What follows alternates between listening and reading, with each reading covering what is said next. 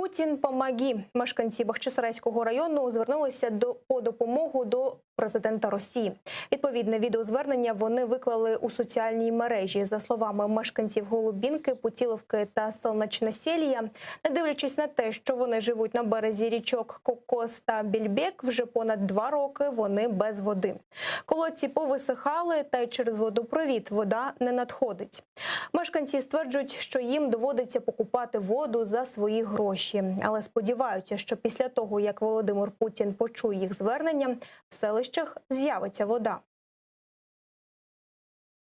Уважаемый Владимир Владимирович. Уважаемый Владимир Владимирович. Уважаемый Владимир Владимирович. Уважаемый Владимир Владимирович. Уважаемый Владимир Владимирович. Владимир Владимирович. Владимир Владимирович, вот река под нами, вот она.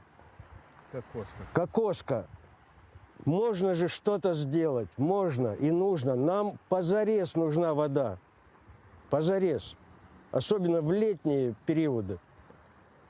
Просто уже жить нельзя. Помогите, чтобы у нас была нормальная питьевая вода, потому что колодцы пустые.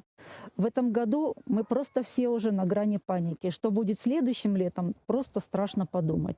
Чтобы взять воду, мы ездим в другое село, где-то набираем у какого-то источника. А привезти его никто не может. Это ни у кого.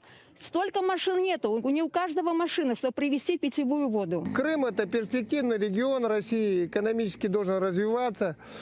Хотелось бы, чтобы здесь вот, как-то мы комфортно здесь жили. 2 реки текут рядом, а воды нету. Люди просто уже не знают, что им делать. С последних сил бьются, покупают дорогую воду участников и не могут обеспечить свои семьи нормальным проживанием. Последние 2 года у нас нет воды.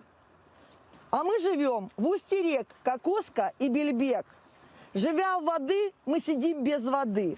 Вы последняя надежда. Мы ждем от вас помощи. И надеемся, что вы услышите нас, и у нас будет водопровод в нашем селе.